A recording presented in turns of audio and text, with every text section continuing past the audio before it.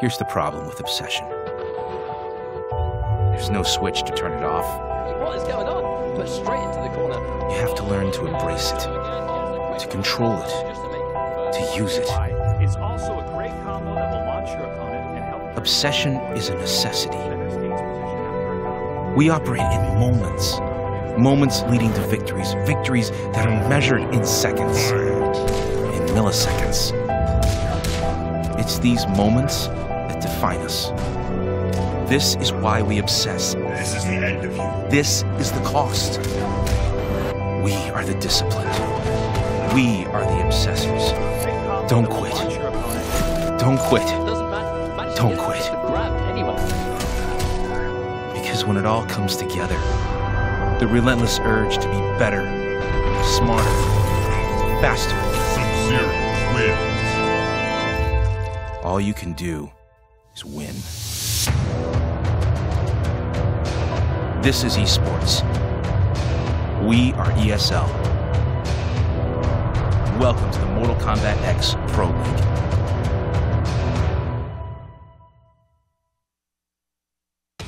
Ladies and gentlemen, welcome to the second ESL MKX Challenger Cup Finals. My name is Dustin Kane, and joining me is Evan Hashimoto. Hello, Mr. Kane. We got to see some Latin American players today. I'm really excited. They were so fun to watch last time. They were. We have some returning players and some new players and a returning correspondent, Mr. Joshua Gray. Thank you, gentlemen. Huge shout out and congratulations to our Xbox finalists that made it to the Challenger Cup Finals. For Latin America, that's C88 Faster, Lost Win 1, Joker Intimidator 96, and Droll NCM. For North America, we have Beyond Toxin, who qualified for both PS4 and Xbox One, Costner, Domi XO, and STB Crisby. We're going to be showcasing the PS4 Challenger Cup Finals for Latin America today. The North American Cup will not be broadcast because the majority of the players are at Combo Breaker, so we will award the players based off of their seeding.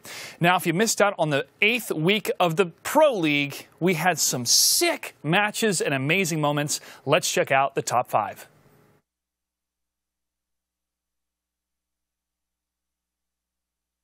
Here are the top 5 plays for Week 8 of the MKX Pro League. Coming in at number 5, Exile Zora shows off some flashy conversions. Oh, well, stop it. Oh, she lands in it. And he confirms. Beautiful. Number 4, Noble's Jupiter starts out strong in the Week 8 gauntlet and lets out some frustration after a crucial dropped combo. No! That was actually Why full are you combo doing punishable. this to my heart? Oh, this could be the kill. Oh my goodness. That is. Oh. I'm throwing my pen down. I can't believe this. What a drop. He could have gotten guaranteed chip off of so many different things right there. 1, 2, 3 in the gotcha would have definitely had it. He just went for something unsafe, and on top of being unsafe, he just, I don't know, he kind of choked out a little bit. Honestly, this combo that Matt is doing in the corner is not optimal at all either. Meterless Jax can get easily up to 37–40% in the corner starting off that back 3-2 straight. Wow, And that was beautiful, don't get me wrong. At number 3, the Shirai Ryu Warriors face off, and Storm comes out victorious in this deadly stare down. Wants to save the round. He could do it. And the delay into grab. Crampton's going to press the button once again. Oh, and he gets the 50-50. This could be the comeback he wants. Not quite enough chip damage. Don't run into a face and block Storm. That's going to be guaranteed death. Oh, the risky plays. Uh-oh. Oh, wait. Hang on a minute. Hold the phone. Play that back. What happened? That was Storm being godlike. Number 2, Scar deflects the ferocity of Noble Jupiter in one of the most intense matches of Season 3. All right, no full conversion, just taking advantage. No, the anti-air misses from Scar. Jupiter now with the corner pressure. What's he going to do? Command grab. This is getting very close. Scar getting baited out. One more hit. Oh, he sweeps, but there's no whip punish. Oh, what are the mix-ups? This should be a full combo conversion here. This is. Scar is at chip life, but he has a chance. Oh, this he mix-up's goes gonna for the low. hit. Jupiter needs to break right here, or that will be the kill. Oh my goodness! This will be the kill! Oh no! Ends with the air throw. Jupiter 1 hit away. Scar making an amazing comeback to take first seed. Jupiter was 5% away from making it to season finals. And number 1, while some dreams are shattered, Storm keeps his alive and books a ticket to the finals. Oh, and he gets a B-Van teleport. Hang on a second. Storm has to use break. Is Merker going to try and go for some kind of unbreakable damage? He is indeed. Hellfire Aurora. Oh, wait a minute! Is that enough? Storm, if you drop this, you're out, but no, Oh, no! Wait, oh, wait, match extended. We're still going. Storm fails to take it, but he hits straight back in the action. No meter, this is an honest last round, and that's a full punish. If he drops this, that's going to be it. Do not drop this, Storm, and that is that. Wow. I would not like to see Storm's heart rate right about now. Sign up and stake your claim at proleague.com/MKX. And super intense matches, gentlemen, and what an opposite side of the spectrum. Storm barely making it in there with that match extension, and then Jupiter falling with 5% left. That was intense. So my chesticles, I can't. All right, you guys can follow all the action today and make sure to send in your tweets using the hashtag MKXChallenger. You can follow us on Twitter at ESL Mortal Kombat, and also like us on Facebook at facebook.com/ESL Mortal Kombat. You can catch all the VODs throughout the entire Pro League, all of our previous Pro League seasons, and every match for the Challenger Cup Finals at youtube.com/ESL TV. Gentlemen, who do we have in the bracket for Latin America? Well, we have 2 returners as well as 2 newcomers. Returners. They're the returners. Returnees. Crazy Faster 88 and BM Dante will be facing off in the top part of the bracket. And I'm going to try Chicuelo, Young, and Blackstorm BR will be in the bottom half. So the returnees will be facing each other, and then the newcomers will be facing each other. And although they are both returning, Dante and Faster actually didn't get a chance to play against each other in the last finals. That is correct. So it's kind of like a new match. Yeah, you could say that. And another thing is that Faster told me that he was scared to play against Dante because Dante plays a lot of rushdown characters. Faster had he placed second last time playing Shirai Ryu. And he said that he was very scared of trying to get out of Dante's pressure, so we'll see how that goes today. We will see indeed how that goes today. So, ask me a question. All right. Yeah, that's true. We were discussing something here during that top 5, which, may I say, is I think the best top 5 that we've ever had. Those plays were insane. I agree, 100%. I want to talk to you about optimal combos with Jax. And let's do it. Let's get right into it. Okay, so I was simply stating, we got a match. We'll talk about it. Okay. We'll talk about it after the match. All right, we will. I feel like we should talk about this, but... Oh, all right. So Faster going with Shirai Ryu. That is his classic pick. But Dante playing Alien. This looks like Tarkatan Alien. We have not seen him play Tarkatan Alien yet.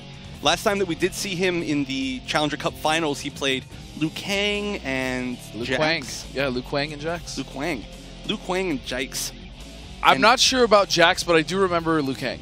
Right, and he played Kotal Khan. I know he plays those 2 and Kotal Khan. Those were generally his mains, but it's interesting to see another alien. We don't see very many aliens outside of NA for some reason. Europe still has none. Yeah, that's something that I'm very curious about as well. And it looks like it's working out for him so far. Now, Tarkatan, such good pressure. We generally do see CR Dragon playing Tarkatan. Yep, and then we had Sonic Fox early in the Pro League season playing the Acidic variation. Yeah, Acidic is definitely the most popular of the alien variations, so I'm glad to see more Tarkatan. He's a really fun character. Wow, and this is not so fun, though, for Crazy Faster. Getting bullied in the corner, I mean, that's what Tarkatan, or just Alien in general, but mostly Tarkatan because of the Rekkas, because of how safe he can make them. If the gap isn't punished, it's very tough. Especially with the mix-ups. Back 3 into down back 3 if he wants to go for the low, or he can do the back forward 4 if he wants to go into the overhead. Yeah, I mean, Alien in general has so many different strings that have lows and overheads within them, plus a low and an overhead special, so it's like blocking just a flurry of 50-50s. Yeah, but wow, what a comeback. I mean, we were just talking about mix-ups, and just like that, Crazy Faster makes one of his own. Taking that round. Now, Faster really took the advantage there in the momentum, but Dante has the advantage of Tarkatan having armored Rekkas, and Rekkas reach 3/4 of the screen. They are so far. They also push you quite far. They do, but, I mean, from within that range that Shirai Ryu wants to pressure Alien in Tarkatan in particular has such a great wake-up option. Actually, a few of them. The enhanced low tail is also really great, and the enhanced bounce. Whoa! Going over the down 1 with Shirai Ryu's forward 3, and the down 1 going underneath the forward 3. They're just whiffing there. It was like a forward 2 overheads, back to back. Nice NJP. Here we go, and that's gonna do it.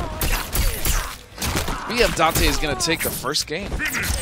And man, Faster must be really disappointed right there. He did hit the enhanced teleport, but the second hit whiffed, left him in the corner at a disadvantage. He could have potentially had the kill, or at least the Oki into the kill if that had connected, but that situation really ended up in Dante's favor. Yeah, let's see if Faster... I mean, Faster did bounce back really well the second round. Third round, he was getting a little bit bullied, but he was still putting up a fight. Yeah, he's going to really have to control the pace of the match if he wants to win here. He's going to need to stay out of that corner, which is very, very possible as Shirario. I'd like to see a lot of flips, even if they whiff, to get him back to mid-screen. Maybe teleports. Teleports are risky, though. Instant air teleports, maybe? That's true. He could at least see if Dante can react to those. I mean, down one will be a great option to anti-air him out of that, or pretty much any alien button. Yeah. But you have to test your opponents. You know, if they can't deal with a gimmick or a setup, then just keep using it. That's how you win. Oh, nice. Catches him with the overheads. Oh, but doesn't convert his combo. All right, now we're going to see that classic oh my goodness, the Faster. Oh, wow. Oh, no conversion off of that. That's really good for Faster, but now he's in the corner. A lot of respect there from Dante, though. Standing 1-2 oh my goodness. A high-low. He did standing 1 with, and then he did a forward This is overhead. So gross. Wait a second. Here's a chance. Oh, but that read on the NJP. That was a beautiful read, expecting Faster to jump right there. And, wow, man, these mix-ups, this is looking great. I mean, it nice looks block. like Dante put a lot of time into Tarkatan, which is really nice to see. And if it fits his playstyle, that's great. It is a little tougher, though, even for Takeda to punish that EX overhead, the back forward 4, the tail flip, or not the tail flip, but the flip. Yeah, no, it is a tail flip. He hits you with his tail. Yeah. Yeah, it is tougher. Takeda, again, not like good frames, but his fastest normal is down 2. Yeah. So it's like... the fastest normals that he have very short range. So 1-1-2 can punish it, but I mean, you got him. And the normal tail flip, completely unpunishable for Takeda. All right, and this should be some nice damage here. Taking the hard knockdown off the pounce. Oh, nice, chases him down. And there we go. Wow, BM Dante is now up 2 games. Alien wins. A very fast 2 games. Yeah, and Faster really was fighting back there, I will say. He was, but okay, the one thing that I see Dante doing here, which a lot of other Tarkatans don't do, is in more particularly Dragon, since he's mainly the one that we see, he's using a lot of mix-ups. He's using a lot more mix-ups rather than pressure. We do tend to see a lot of pressure from Tarkatan players playing her a lot, or sorry, playing Alien a lot more like Kobuji Tonga pre-patch. But we're seeing mix-ups here. He was doing 1-2, which is high-low. He was doing 1-way overhead. He was doing 1-2-3. Which is high-low overhead. He was doing 1-2 low tail, which is high-low-low.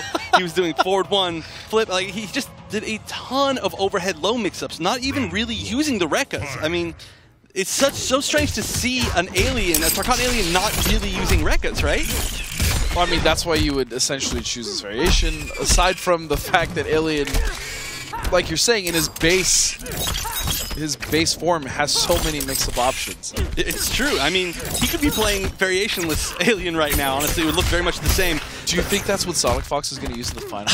Yeah, the secret tech variationless Alien. Maybe. You never know. Yeah, you never know with Fox. Nice backdash, okay. Backdash is the kunai. But unfortunately, I mean, he's going in on Takeda. He's got those normals, those long-range normals. He's going to get in there. Yeah, and those normals are actually longer in Tarkatan than they are in other variations, which it seems to be that's the reason why Faster is, or I'm sorry, why Dante is using Alien, or Tarkatan Alien in nice block, but again, late on the punish.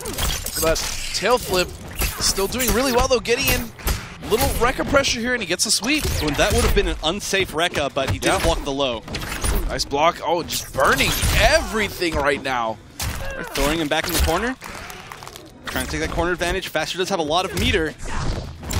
Oh, wow! He rolled through his body and managed to get back out of the corner. Again, chasing that backdash. That option has not worked at all for Faster, but here we go. He's going to take his first game. Very nice. Doing a very optimal combo. And he really needed that. Well, obviously, optimal combos. Talking about that later. But he needed that. He needed to take that advantage.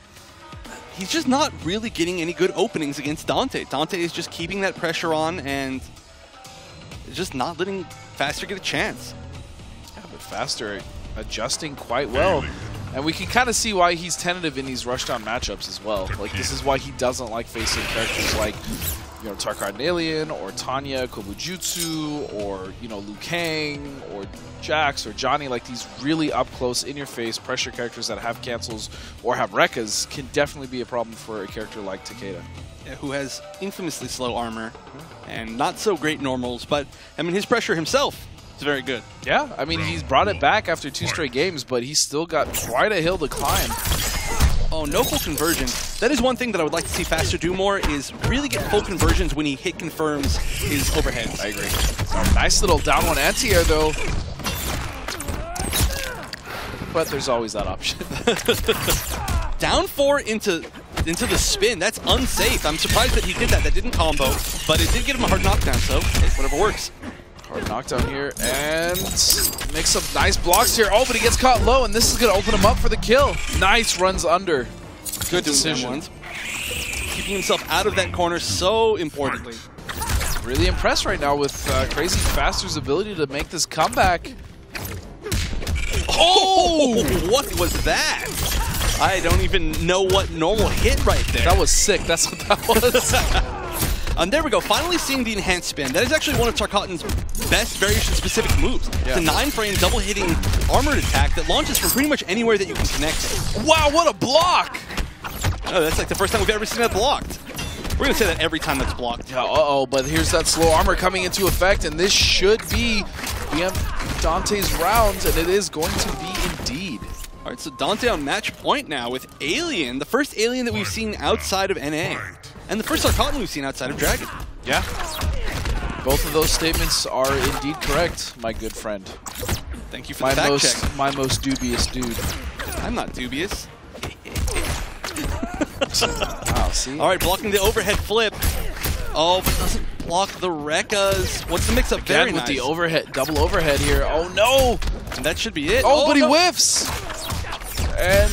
Right, this is going to be so difficult for him to do. No bar at all at his disposal. Now stuck in the corner. Fighting back with pokes. Oh, down once. Here we go. He Mix Up City. Here it comes. The faster pressure. Oh, no. Oh, but he was all out of gas. He'd used everything up until that last point. It was a very, very valiant effort. Unfortunately, Faster will be headed down towards the loser side of the bracket. Well, and that was actually a really nice showing of matchup knowledge right there. Yeah. He did armor through the kunai after the back 2-1. Kunai. The kunai. You're right there, man. No, it's early. I know. It's way too early for me, man. I should still be asleep. I prefer sleep. Can you cast the rest of these matches for me? No. Thanks, man. God, no, I can't. But like I was saying, if you had blocked the kunai, it would have left him at an evenish position, still giving Faster a chance to come back, but armoring through right there, he said, nope, not giving you any sort of comeback factor because the key is scary, and especially because Faster constantly plays in this strange vortex style that we'd see no other Shirabus play. That's true. He's the only one that really tries to go for constant mix-ups instead of... Well, I wouldn't say constant because we kind of seen Storm do that as well.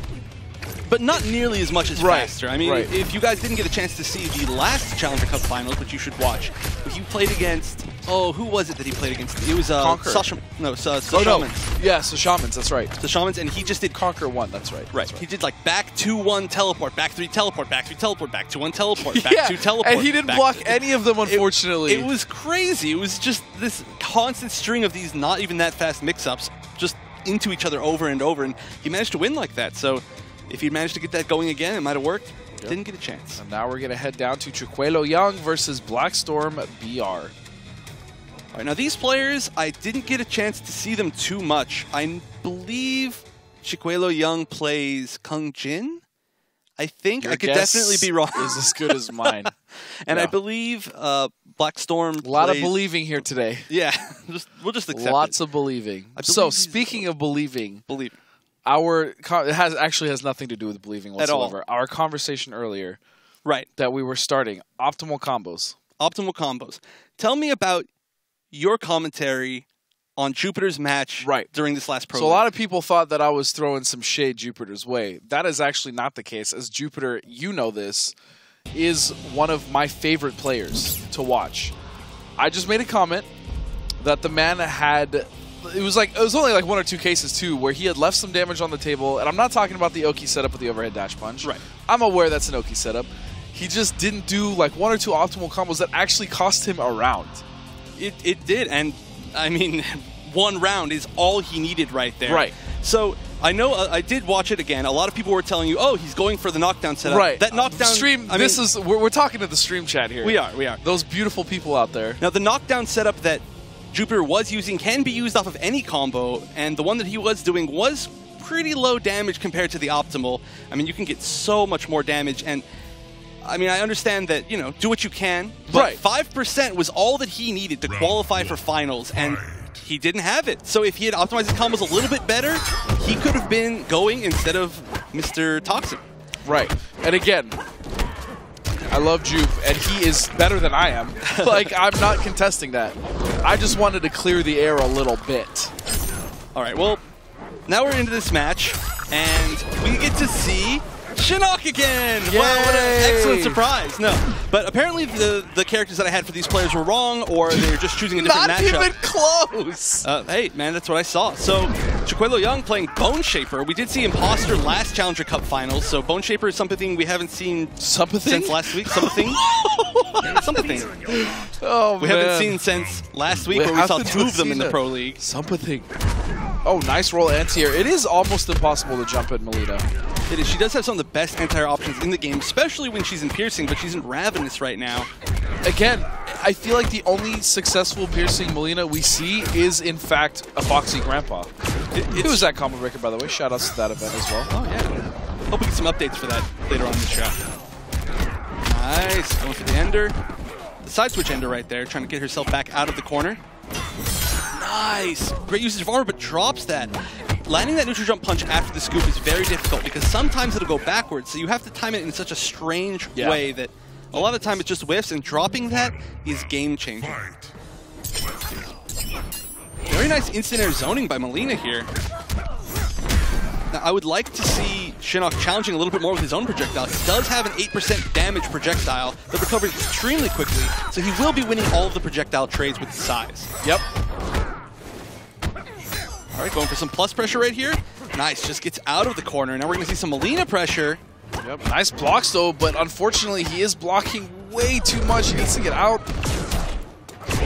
Didn't have any bar, and it's tough. Oh, gets hit by the 50 frame overhead. Forward 3. Immediate break, wants to break the momentum. Blackstorm is now trying to close out this round, but a scoop, no meter to break. This is going to be huge. It's not going to close it out. But the chip tried to jump out. New chip was going to kill. Nice decision there. And good timing by Chiquelo to not let Melina jump out right there. There was, though, an opportunity to win for Blackstorm right there, where he could have teleport punished the Hellsparks. Melina, if Shinnok has no meter, Melina can always enhance teleport or normal teleport to punish Hellsparks from anywhere on the screen. It's very, very consistent. And, of course, enhanced teleport leads into almost 40% damage. All right, looks like we're going back to the same matchup, same variation too, sticking with Ravenous. I feel like that's not too bad of a choice right here. Piercing, while it is very strong, might not have as much of an advantage against Shinnok, just because Shinnok controls so much space with Hellsparks, with his down 4, with his own great normals, that I mean, helping you in the footsie game is not as strong as potentially getting more damage, more mix-ups, maybe safer pressure. And he's using a lot of down 1 or down 4 into the overhead flip, and to try to cause some pressure as well. Get him flinching, maybe trying to counter poke with his own down 1 or forward 4. Well, the best thing is once you condition your opponent to start blocking after your down pokes, that means that you have free reign over whatever happens after your down poke. You can down poke, throw, you can down poke, then jump out of the corner while they're respecting you. So many options, and that's one of the best reasons to pick Ravenous. All right, hard knock on. This should be Chip here. Oh, did the armor breaking set up? Okay. That was kind of lucky, actually, I want to say. Yeah. He could have got that hit while he got stuck in the corner himself, but fortunately, still has, his name is, it's not usual for me to say. Chiquelo. It's an awesome name. Catches the backdash. That was nice. I just suck at pronouncing it.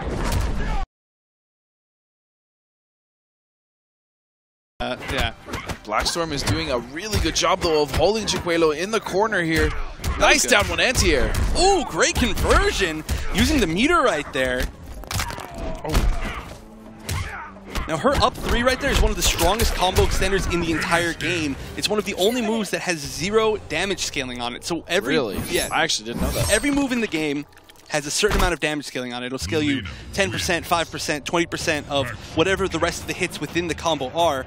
That up 3 meter burn, 0 scaling. One of like 4 moves maybe that has that. Yeah. That's interesting. I did not know that. I mean, surprise. I didn't know something. But hey. No, you're quite knowledgeable. You're quite knowledgeable. Yeah, you know Jack's optimal combos. What can I say? I don't even know all of them. I just knew that there was just a little bit, and it wasn't even like 30%. It was like a couple percent here and then, but it obviously added up. Yeah, it did. And like I said, the knockdown setup. I got blown up for it. People hurt my feelings, man. Guys, don't hurt his feelings. He comes to me and he like cries on my shoulder, and he's like, "Why are they making fun of me before every broadcast?" No, I'm just kidding. No, he's not actually. It's 100% accurate. It's not me, that story. It's our makeup artists. They have to listen to you all day. That's true. Nice block, and I was gonna say he better punish that. Getting the full combo, very nice. Full knockdown, and just continuing zoning.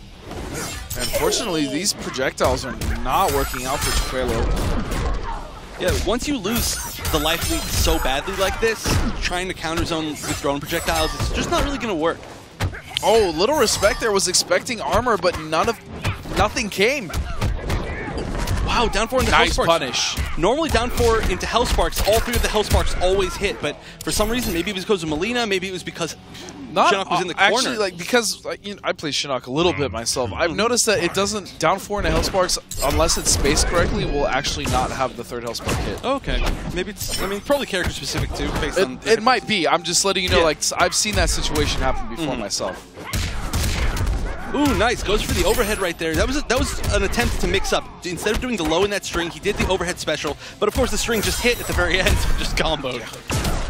Whatever works, right? Still really solid pressure. Oh, that's a missed opportunity there. Oh, he tries to roll right there. That is always the mix-up with Shinnok. He can meter burn the 3rd hit of Hellsparks. If you try to move after it or do a reversal, then you get launched. That's the mix-up with the scoops. All right, here we go. Getting something started, and it's going to be in the corner.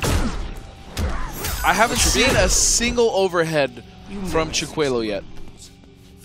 Hopefully he's just saving it. He's seeing that he's doing okay with that. And that's fine. He's saving it for the very end. But if we don't get to see it at all, I would be disappointed too. I'm just saying we haven't seen a single back 3 from him. Nice backdash. Beautiful read. Ooh, he could have gotten way more right there. Forward 4-1, down 2, that string that he just used. It's a launcher by itself, but only in the corner. Unfortunately, he ended it with the special move for some reason. And, oh, again right there, he could get a full combo. Oh, nice. And that 2nd hit of that string is so low, so he burned the meter for the overhead roll. All right, now he was guessing overhead. He was guessing for another. Yeah, another nice one. Nice healthy damage here, 37%. Oh, and the gimmick. Now he's actually hit him with that gimmick quite a few. That's like the 3rd time that's worked. Oh no, that was the game-winning hit. Oh. Oh no, not like this. Oh, that was an unfortunate choke. He had that so easily. He didn't even need to go for that neutral jump punch. Like I said, the neutral jump punch is very hard to hit consistently. A lot of people just go for a jump punch, but he could have done anything. He could have just Hellsparked in the other direction. He could have down 2'd, and that would have taken him the game, but put him in the corner at a disadvantage, and that's not where you want to be when you're that much Put him in the coffin. That's basically what it did. But he's still got a chance. Oh! Whoa! This is a huge switch as far as character play. Yeah, I was just like, wait, what? I'm excited to see this. I didn't see what variation he chose. Me neither. He chose it really quickly. I'm hearing heavy weapons from the word of God that we're hearing in our ear. It is heavy weapons. All right, thank you, production team. AKA. Now, I know you've been playing heavy weapons a lot. I actually just started playing heavy weapons, and I do enjoy it. The one thing that I just struggle with is, the pressure is great with the cancels, but not everything on block is very plus. Oh, yeah. And he's not like your traditional, Liu Kang or Johnny Cage where you're canceling multiple times into very plus frames. Oh, that was a sick conversion off that down two, but exactly like you were saying, he isn't a pressure character per se as far as his cancels. He uses it more for hit confirms and for mix-ups. He gets a lot of meterless damage that a lot of his other variations don't get. And he has I think he has the best corner carry in the game. I think, like, I feel like there's somebody else, but I can't think of it yet. I mean, Alien also has really good corner carry. He does. But that's also, like, Sub also. Sub-Zero also has really good corner carry as well. Just because he can switch sides off of every single combo and then take you to whichever side you want to. But I mean, the craziest thing is if Jax hits Melina now, he could probably take her 3/4 of the screen to the other corner. He will definitely have screen advantage if he does hit her. But there we go, just going for the throw, and corner with Jax is terrifying. Yeah. Which is why I said I think, because I'm not sure. Well, especially in heavy weapons. Well, heavy weapons is what I was talking about. Yeah, specifically, like this variation has crazy corner carry. Oh, and that's going to throw him out of the corner. I'm not sure if that was worth it. Oh, again, walking low, expecting the poke. Should be it. I really wanted to see more heavy weapons. I know. We actually didn't even get to see a single cancel as far as I saw. I saw there was 2 cancels. Oh, okay. He tried 2. I'm not watching the same match as you. It was like in the very beginning of the match. All right, now, I can see where he was going with that pick. Maybe he wanted to pressure her a little bit more because he was doing really well on offense with Shinnok, way more so than when he was zoning with Shinnok, which is kind of strange. But he just didn't get anything going. It looked like his defense wasn't quite as strong as when he was using Shinnok. Shinnok does have that 7-frame low and Hell Sparks, so Blackstorm just kept it going with the pressure, and just that. I mean, ironically, just pressuring Jax to death. That's usually how we see it the other way around, though. Yeah. I mean, that's exactly what we saw in the Pro League. My good Jupiter, though, like, aside from everything, Jupiter was absolutely on fire. He tore through Dragon like I've never seen anyone beat him before. And on top of that, he took Scar to the very limit, only to drop an opportunity. And just, I'm still feeling it. That's why I'm talking about it again, because I know we just had this incredible match, but see, what you guys don't know is that Dustin has been sitting in this seat since that match. He hasn't moved an inch. He's just been sitting here watching the replay over and over. Just why? You don't understand. Why? Jupiter is like, and there was no bias in that commentary at all, by the way. If you rewatch that match, I was 100% not biased at all. But yeah, Jupiter has been one of my favorite players for a long time now, and his Jax, the fact that he plays wrestler also makes me very happy because he's the only one doing it at that level, and he's incredibly smart, and I just love watching him, and to see him not qualify. He's like your new dab this season. No. It's okay, though, because Scar won. I mean, it sucks, but Scar won, who is now part of Team Godspeed. Godspeed, right. So, like, it wasn't a total loss. No, that was a great play by Scar, by the way. But in case you guys haven't seen it, the last week of the Pro League, Week 8, was incredible. It was possibly the best week we've ever had, which you guys got to see a little bit of that from the top 5 plays. So, I mean, we're all still talking about it. We're still so excited for it. I'm so glad that we got to see that leading into finals. You guys should check out the VODs for that if you get a chance. Otherwise, I mean, like I said, we got the top 5 plays. You get to see some highlights, but that's not even, I mean, that's just a fraction of what happened throughout that tournament. We need a top 20. Can we do that next time, production team? Can we get a top 20? All right, so we are going into our winners finals match here. We've got Dante versus Blackstorm. Looks like Dante is going with Jax. What? He's going to show him how it's done. Oh, and he's playing wrestler. All right, he's hearing you, man. He's like, all right, well, I'll show you how a real wrestler plays if you like Jupiter so much. Oh, beautiful down one anti-air. Dante actually might be my favorite LATAM player now. I'm surprised we are not seeing him use Alien. Yeah, Alien that's what got him so here. well, and immediately just going Jax. That knee. We call that the Jupiter knee. Ooh, just empty jump in into the enhanced overhead dash punch, which is a really strong read. Oh, here we go. Oh, and the unblockable. All right, that was a pretty good combo. Yeah, combo. I'm not talking about optimal combos anymore because I'm just gonna get blown up. I'm done. All right, a nerd out moment. Optimal combo. It's whatever into overhead dash punch. 4-2-1, 1-1, 4-2-1-2, 1-2-4 into ender. There you go. Actually, there's one slightly more optimal. There is, but it doesn't matter. You're gonna get blown up. I know. No, it's whatever overhead dash punch, 1-1, 4-2-1-2, 1-2-4 ender. There you go. That's optimal. Or you Show can me even high. toss in a 1-1 back 3-4 because that scales least of all the strings. Oh yeah, that's great for when you're using the enhanced gotcha grab to extend the combo because of the scaling. All right, nice block on the 2-3. I actually haven't... Has he even command grabbed yet? No. I was listening to your optimal combos. No, I don't believe we have seen command grab. I mean, he's been doing really well without it. I'm just asking. Well, he could use it now to change that momentum back. Oh, never again. mind! Man, that's been a strategy that he's used twice now. He just jumps in, does nothing, and then the opponent thinks, oh, he just jumped in, now I'm going to be at advantage. So he just immediately armor dash punches. Right, hard That knockdown could have been corner. a huge confirm again. Ending a lot of these in gotcha, not have... Oh, never mind. This is going to be a lot of damage. Ending in the overhead dash punch for... Oh, that was nice. That was an armor-breaking setup right there. If she had armored, the second hit would have absorbed the hit because he did use the enhanced gotcha grab, and then it would have broken her armor. So, launch for a full combo, and at the very least, that was safe. Bullet hole in his neck. I don't think it's a Where did bullet that hole. come from? I'm pretty sure Melina didn't like pull out like a gun halfway through that match. That's why I'm confused. I'm gonna assume it's a sigh. That's not a Psy stab. There is no way that a Psy is that perfect. Give Melina a gun?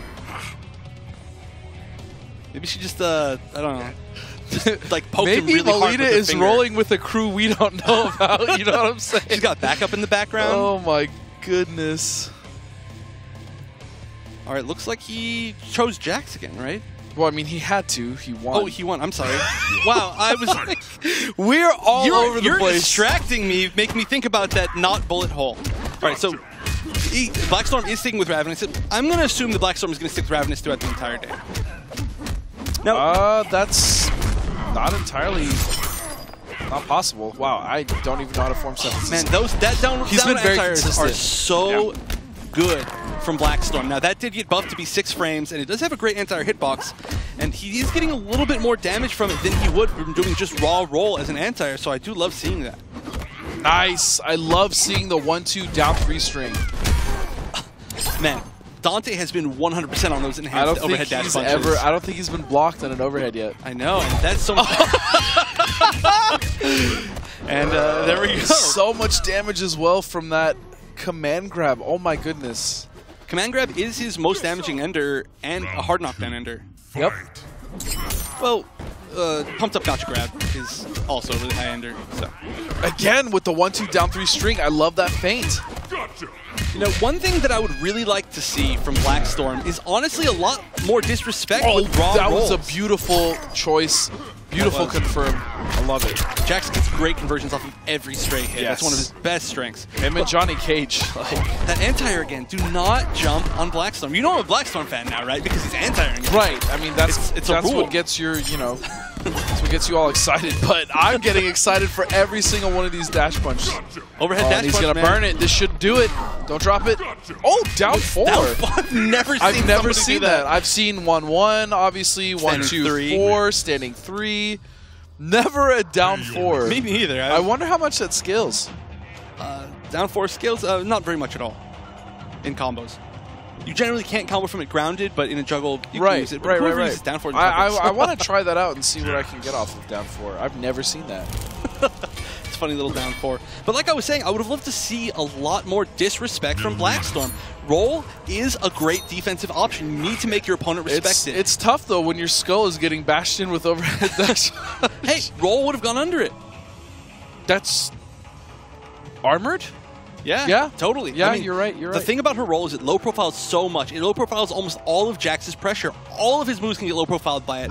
Even his down 3 has a weird situation where sometimes it gets low profiled by her roll. There are situations where frame tight, he should be able to stuff it. He cannot. So, there it is. There's a roll right there in pressure. Thanks for listening to me. I'm just kidding. So yeah, disrespectful rolls. Make your opponent respect it so that you can at least control the pace of the match. Thank you. He went for It's like he's listening to me. He went for a 1-1 and then a back 2 from Jax. Put himself in the corner. He needs to not do that ever against Jax. That is so dangerous. Great roll anti-air. All right, I'm a Blackstorm fan. I'm still a Dante fan. I feel like he's gonna bring it back. He has 3 bars, which means that's 3 overhead dash punches that are guaranteed to connect. Yeah, math-wise, that's his entire life bar, so he should automatically win here. Oh, nice, blocking overhead that time. That's like one of the first times he's... Oh, no, he blocked one! All right, now this is actually some really, really great adaptation by Blackstorm. Is he like sitting here in the studio with us, just like listening to what we're saying? He's blocking overhead dash punches. He's doing more disrespectful rolls. It's all hitting. It's all working. If he continues playing like this, it could work out really well for him. But we do know that Dante has a lot of other characters that he can switch to. Already playing Tarkatan today, playing Liu Kang, Flame Fist earlier on in the last tournament, and playing Kodokan War God. So this could go anywhere with the fact that Blackstorm still needs to win 3 games, and Dante's not making it easy this time either. Oh, nice. Did the 1-1-1. That's the first time we've seen him do that string. And it hit. That's great. I mean, that's conditioning. Yeah, well, that's because Blackstorm was consistently trying, or well, he was consistently catching him with a roll after the 1-1 pressure, after the stagger. That's great adaptation by both players, really. I love seeing that. Nice block. He knew. He 100% knew. Oh, and it... He says, I hit you with overhead armor. You don't hit me with overhead armor. Oh, that was... He got hit. Maybe he was trying to armor in between the back 3-4? Maybe. Or maybe he just didn't react fast enough to the overhead. I don't know. Well, he got hit by the 3. Or excuse me, by the 4. Oh, the back 3-4. Maybe he was trying to armor. Maybe he was trying to backdash. Yeah, I don't know. Maybe he thought he had meter and he didn't. That's going to do it. Damn, Dante is going to move on to the finals. Interesting, using with two completely different characters. Using Tarkatan Alien for the entirety of the first match, using Wrestler Jax for the entirety of the second. I'm actually surprised. I'm really surprised he didn't use Alien. Clearly it worked. Clearly it was a good choice, but regardless, I mean, it's just such a strange choice. Why would you not want to at least try Alien when you just want to set with him? He didn't need to. He didn't. I mean, trust yourself, right? And maybe he just feels more comfortable in the matchup. Trust yourself. But I did like the adaptation a lot at the end there. Yeah, he was definitely Blackstorm. Blackstorm was definitely bringing it back. He was incorporating the rolls, just like you said, getting in between the 1-1 pressure. Even some of the down 4s, he was beating BM Dante to those. So really good stuff from him. Yeah, and the overhead dash punches, finally he started blocking those, but he blocked 2 and then he got stopped again. And then he got hit by like 3 more. Yeah, I mean, Dante is placing them extremely well. I love this spacing is really right good, there. Yeah. His empty jumps into the overhead dash punch. Nobody is expecting that yet, and it really means you have to respect him from pretty much anywhere on the screen. It's a very scary tactic. I really enjoy it. Dante is looking kind of unstoppable right now. Kind of, yeah. Kind of super, yeah. So Dante is going to be in the finals, which now means that we have to go down to the losers bracket. Josh, talk to me about my man Jax. Hey, what a redemptive story coming from Jax. Jupiter's falling, and then now Dante starting to come back in the Challenger Cup. I think Dustin's getting a little bit too excited. A little bit too excited. But not excited enough, because he's got to hold that excitement for the finals happening on June 11th. You want to get your tickets right now, mkx3.eventbrite.com. Trust me, if you don't get your ticket and we're about to sell out, you're going to regret it for the rest of your life. You're going to look in the mirror every single morning and go, I could have gone to the event and witnessed an incredibly exclusive, amazing thing that we can't talk about yet. But you want to be there. Make sure to get your tickets, mkx3.eventbrite.com. When you purchase your ticket for $20, you get a meal ticket, which means you're going to have some awesome food trucks that are local to LA, so you get to partake in some of that fantastic food, plus a t-shirt and some other goodies that we'll have in store for the audience. The doors are going to open at 9:30. The event will start at 10 a.m. Pacific time, and it's going to run all the way until 8 o'clock, and then we're going to have an after party there, and you get to hang out with the players, some of the crew, get to hug Dustin. I know he likes hugs, and a little high five to Evan Hashimoto, and the rest of the EU crew is going to be here as well. The Twins will be joining us. Going to have some awesome cosplayers. You don't want to miss it. We're going to continue to stress it. Get your tickets now, because they will sell out. We're going to take a quick break. When we come back, we continue the Challenger Cup Finals for Latin America in the losers bracket, and then the finals. Stay tuned.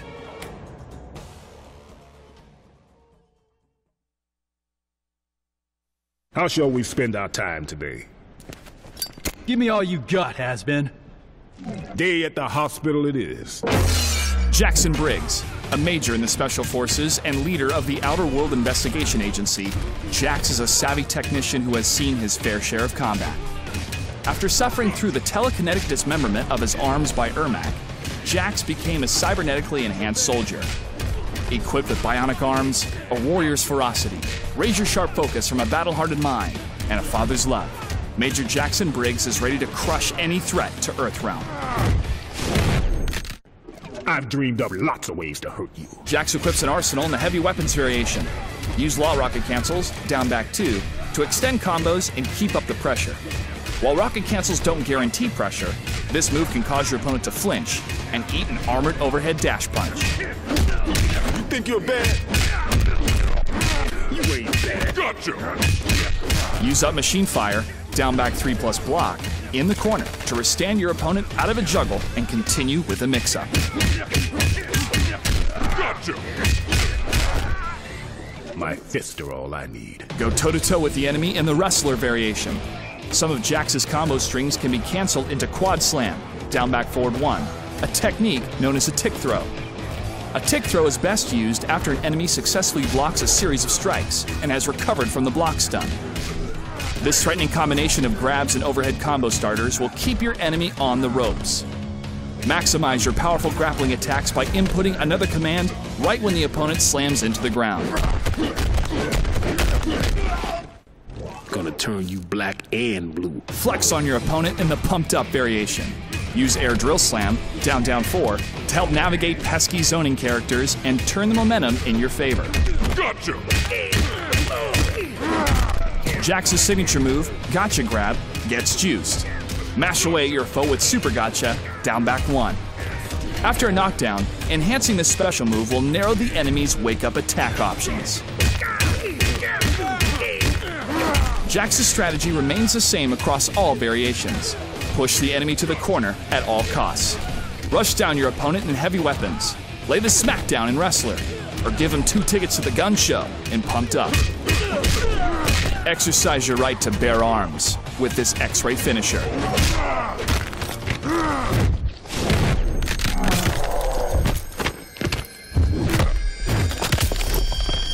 And teach a sorcerer to shut the f up with the brutality. I'll kill you for what you did. Gotcha! You think you're bad? You ain't bad. Gotcha! Brutality. Get some! Jax wins. Lead from the front lines with the battle-hardened, cigar-smoking, cybernetic soldier, Jax.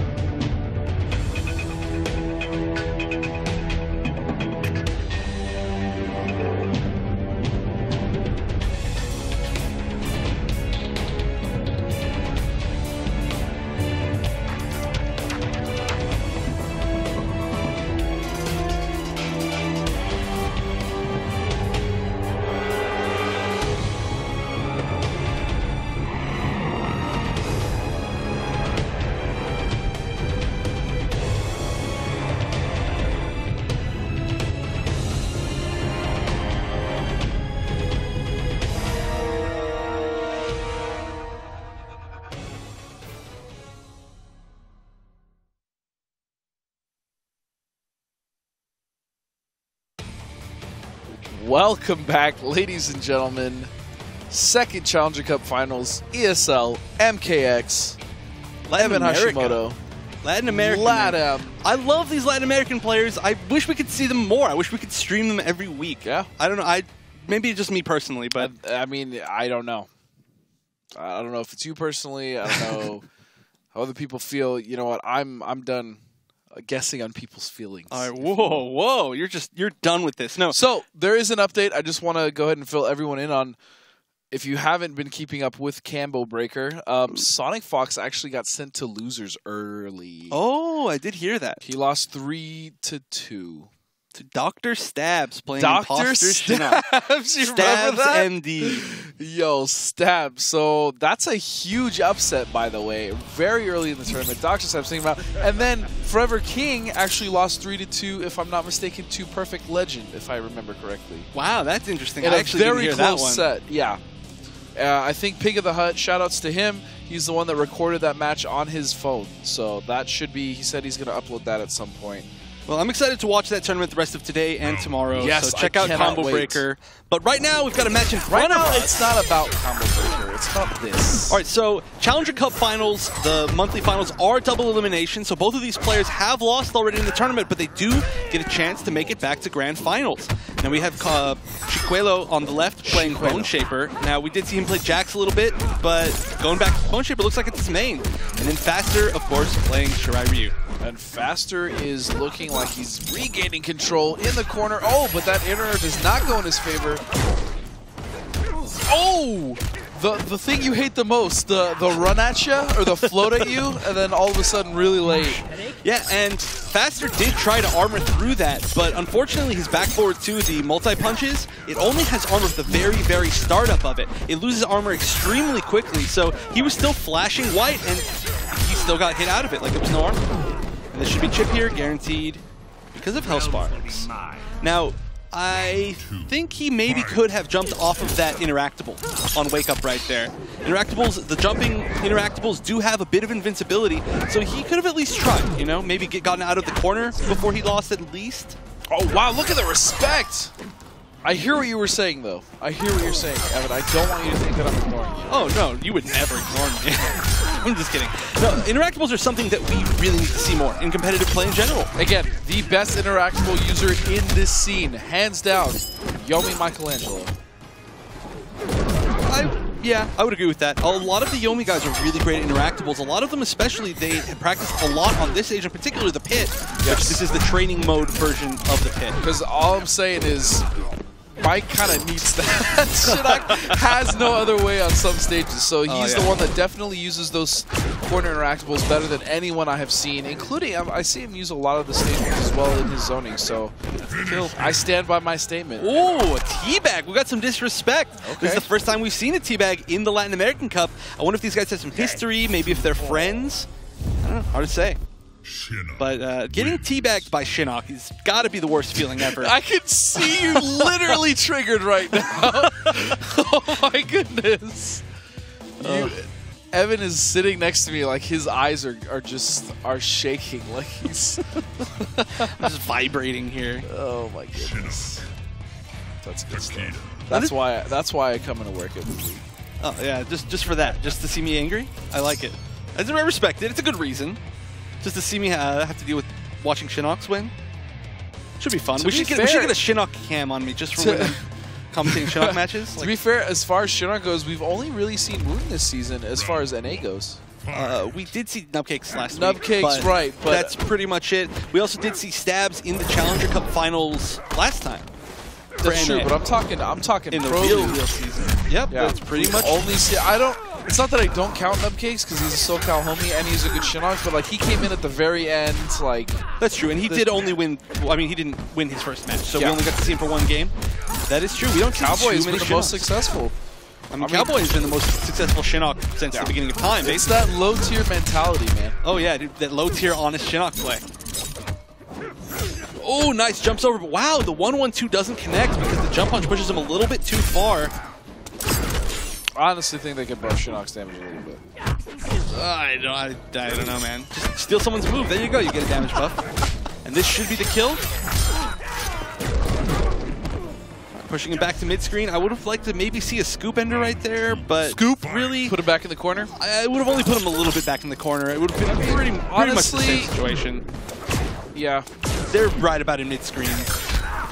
Oh, now he's really putting him back mid-screen. Oh, and that could be he tried to backdash, got caught. I mean, Shinnok's are so used to being able to backdash so many moves, but Takeda has such long range on his attacks that, I mean, there's no way you're backdashing that. Shinnok does have one of the best backdashes in the entire game, though, and man, there we go. There's that faster pressure, those faster mix-ups. It's he just overwhelms people, honestly. That's very much his playstyle. I couldn't tell if you were saying that his mix-ups were faster or if you were actually talking about the player. It's both. Dude, his name is so perfect. We talked about this last cup, but his name is absolutely perfect for his playstyle because he'll be playing. All of a sudden, he goes into faster mode. Yeah. He starts mixing up, going crazy, doing all these nutso teleports, and hitting everything. Yeah, no, it works, though. I mean, that's when he's in his element, is when he's playing faster. Oh, goes for the grab, jumps over. Here we go. Very consistent as well with those. I'm done. I give up.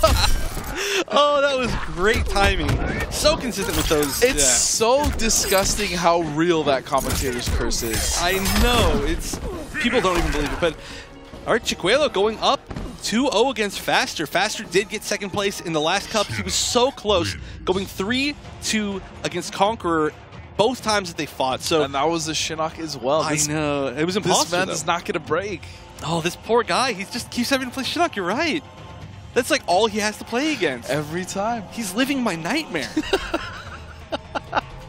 And I'd like to give a big shout out to Faster again, also for the reason that he did give me a lot of information about Latin American players and about the people in the Faster's finals. Awesome.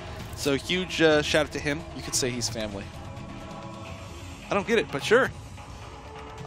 He can come join me for Thanksgiving dinner or some other family event. No, stop. I don't get your joke, dude. It was I'm dropped. I give up. I'm leaving. Dropped.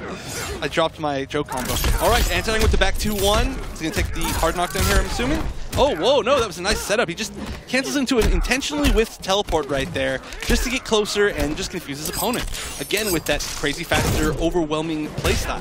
Oh, again, chases down for the air-to-air and gets from the 4-2-2 string into the Vortex. Plus frames. Oh, there's that delayed float run. What do we actually... I know it's a run, but it's like he doesn't actually use his legs. Kind of glides at you. And that was actually the best trade opportunity that Chicuelo could have hoped for, and beautiful usage of the EX scoop there to get through the EX kunais. All right, he's going to get one mix-up from death here. That is plus on block. Nice. Good respect by Faster, but there's a good chance he's going to get chipped out here. So much pressure. Tries to push a button after the down Very four. well applied, yeah, from Chicuelo. All right. Faster getting something started. There we go. There is mix-ups. Overhit twice in a row. I gotta say, Chicuelo's done a really good job of blocking that Faster mode. Oh, beautiful down one anti-air. Again, doing the whiff teleport setup. That's very cool. That's something we haven't seen too much in this what game. a punish. That was so good, but no conversion. Again, catching that backdash. Chicuelo needs to stop backdashing in those situations where back 2-1 will catch him. And he just jumps on wake up. What a madman. That should be the kill. Faster is fighting to stay in this one more round, and he potentially could be out of the Challenger Cup Finals. Chicuelo will move on. All right, here goes the pressure. He's not blocked overhead once. He's blocked low every single time. Faster needs to see that and just continue hitting him with overheads until it works. There it is again. Oh, he blocked it. Oh, but he didn't block the kunai. Unfortunately, no continued pressure from Faster. Oh, he has the bar to break, but drops it. Faster still getting caught with the overhead. Oh, and there we go. Again, the gimmick. You can fuzzy block that. So you can block low and then block overhead much later in timing and block wait a second. And that's going to do it. All right, very nice. Faster getting his stuff going and just taking that momentum. And you know, what a classy gentleman doesn't counterbag. I know. You would think. Somebody teabags you, they're up 2-0, you finally get a match on them, you do something back, but he's like, you know what? I'm going to show with my play. He's a true gentleman. Yes. Respectable. We need more of those in this world. You know, Shinnok's run kind of looks like he's on one of those like hoverboards, an invisible hoverboard, because he's leaning forward, right? Just like standing on one. I guess. Totally looks like that. All right, so we are seeing Bone Shaper again. Good choice. Just stick with what's been working for you. This is still 2-1. Faster's going to have to go crazy here. One, fight. All right, back on training stage. Looks like it's the refugee camp. Hard to say. You know, this is something we don't get to talk about too much. Oh no, this is Quan Chi's lair.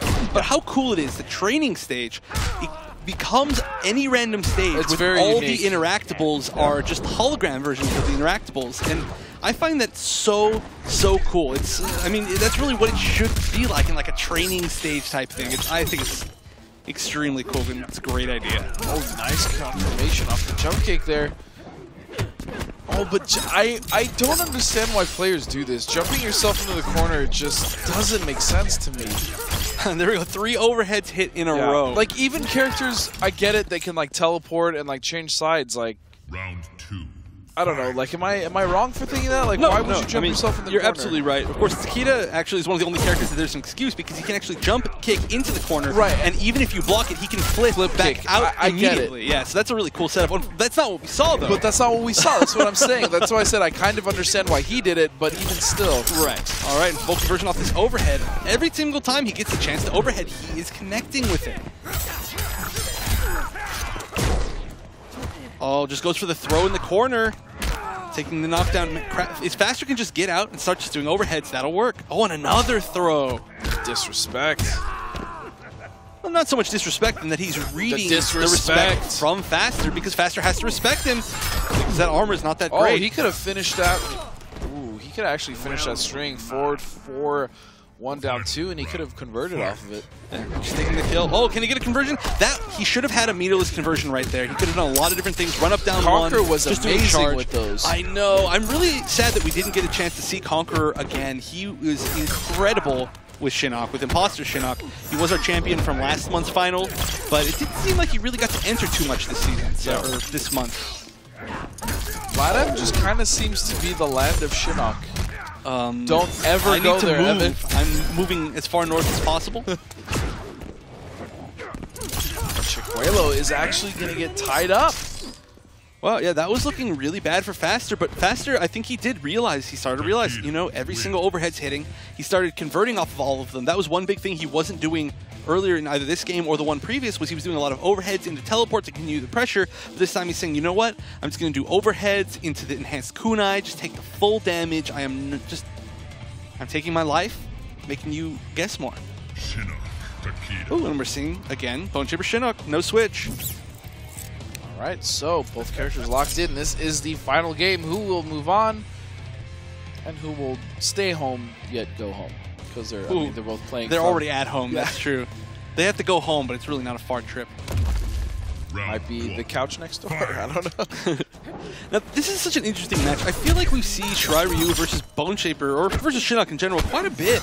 But it's always a fun match to watch because they both control similar spaces. The back 2-1 range is very similar to the Hellsparks range, and they're both very good up close, very good pressure. It's just an interesting match. I just want to see a Shinnok throw a forward 4-1 down 2 from across the screen.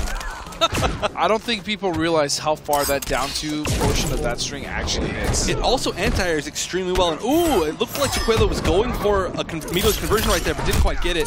And again, just getting hit by all the overheads. Finally blocked it that time, and good choice to armor after the teleport cancel. Faster did not bait that out.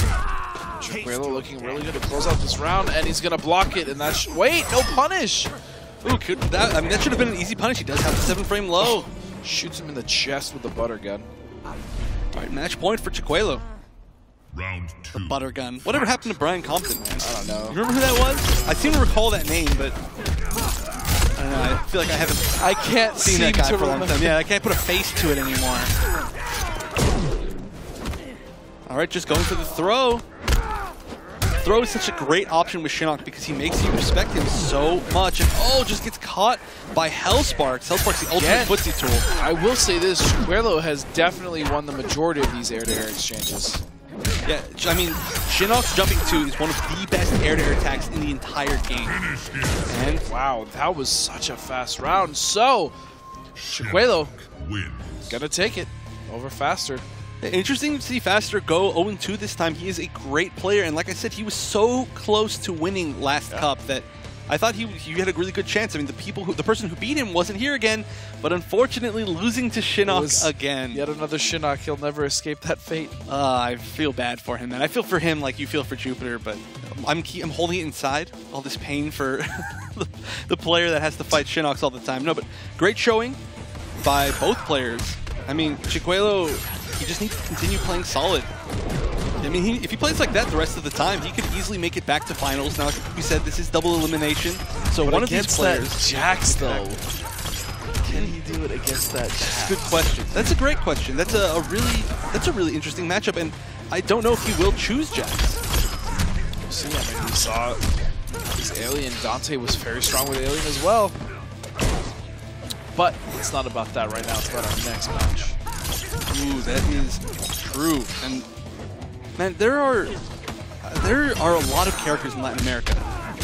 There are, but mostly Shinnok. But mostly Shinnok. Yeah, 90% Shinnok. But it's really interesting to see the fact that a lot of players in Latin America, they choose a lot of different characters, and I think that's a really good choice. But honestly, that's something that we're seeing more and more over time. Yep. I mean, from every... Well, actually, not as much from Europe for some reason. No. Europe has mostly stayed the same. Yeah, they're brave men over there. Over here in the Americas, though, in NA, my goodness, we'll choose anything that helps us win. All right, so this next match in Losers is going to be a run back of round 1, where Blackstorm BR beat Chicuelo Young. It was Molina against Shinnok, and then Chicuelo did choose Jack for that last match, right? He did. He chose Jax, he lost, and then he stayed all Shinnok down in the losers bracket. We'll see if he decides to try maybe Jax in the beginning this time. I don't know. His Jax, unfortunately, didn't really do too much, but we'll have to see what's going to happen. His Jax didn't do too well in that matchup, but then he immediately did get to watch Dante beat Blackstorm but with it was Jax. also 2 different variations. That's true, but still, there were a lot of things that he could see. So, you know, if he starts doing a lot more of those enhanced overhead dash punches that we're hitting every single time. Those would be golden. They would. I mean, that is a huge skill as a competitor, is to watch matches of your opponents, see what, you know, they get hit by, see what they do so you don't get hit by it. And a lot of people, they just assume, you know, I'll just play it by ear. You know, this is a tournament match, like, I just need to prepare mentally, but I mean, information like when is I hit huge. you with those juicy back twos with Jax into rocket cancel. No, you mean into just let the rocket go is generally what you do. Actually, yeah, I would do that a lot. It was really awesome. You would expect me to cancel instead. I just let that bad boy go. Yo, the EX enhanced rocket does 17%. I know. On a hit. I know. It killed people through X-rays and stuff. It's pretty good. We're still trying to get this next match connected.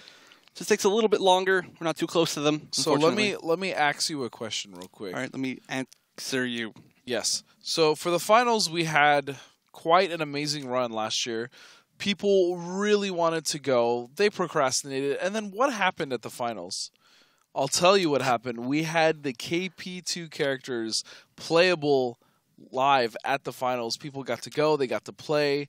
They got to see it before everyone else. So with the Season 3 finals, what if I told you that we're upping the ante? Obviously, I'm not going to tell you what that ante is. Get your tickets, man. Definitely get them. And I do want to say that mkx3.eventbrite.com. Get those tickets. Do it. Get them. It's worth it. But I do got to say, that was not a question. I did tell you you were going to ask me a question. I didn't have an opportunity to answer at all. Got him. Let me. So, yes, my answer to that is yes. Yes. No, definitely get out. Yep, like you said, mkx3.eventbrite.com.